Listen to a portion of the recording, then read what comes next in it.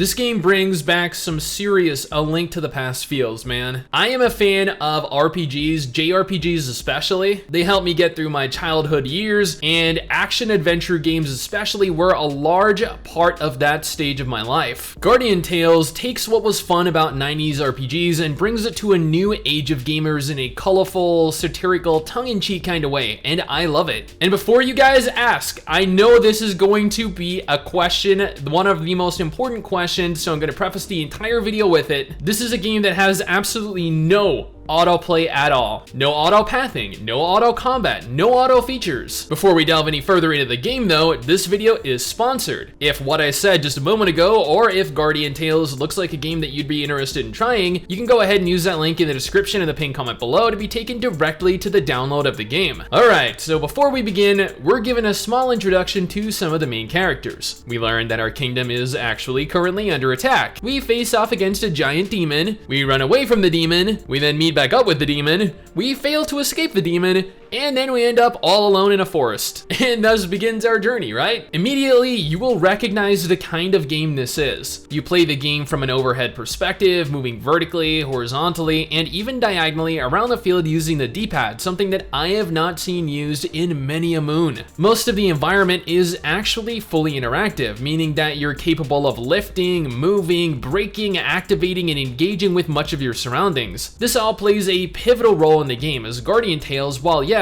it is definitely an action-adventure RPG, is also a very strategy-driven game as well, providing various different types of puzzles to solve. I played for probably around 6 hours straight recording footage for this video, and I'll admit, the further I got through the game, the more enthralled I became by it. The core of the game is much what you'd expect. It has various chapters to progress through, with each chapter providing a plethora of different levels to play through. However, they go above and beyond, providing side quests while out in the field.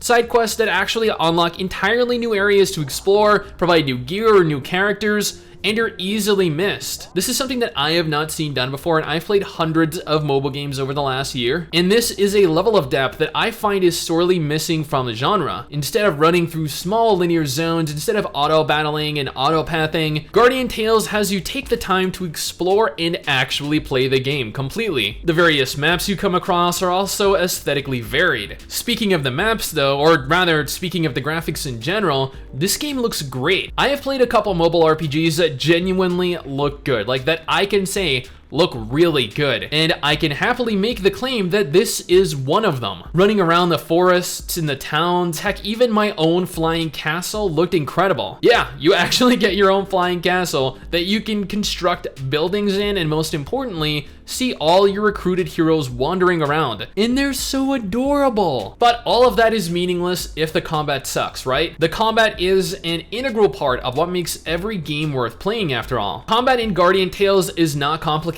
at all. Where traditionally mobile games are cluttered with a ridiculously oversized UI, Guardian Tales has a small map, your party info, D-pad, exploration info, and dash, attack, and ability buttons. That is it. The UI is very clean, it is very modern, and does not get in the way of playing. As noted, you have your basic attack button, your dash button, which also functions as an interact button as well, and your ability. There are quite a few different weapon types, each with their own unique strengths, weaknesses, and abilities. Choosing the right weapon type for the kind of playstyle you want is not easy, as sometimes the gear you find is just substantially better than what you currently have equipped. That learning the intricate differences for each weapon type is integral to the success of the encounter. Combat requires active management of your cooldowns, dashing to avoid enemy attacks, weaving between AoEs from several targets at once, all the while attempting to launch your own barrage of attacks. And as you continue to push through the game, it gets progressively more difficult. By the time I had finished recording, I spent the last several maps finishing with a fraction of an HP bar left. It got unbelievably difficult, and my characters, my party members,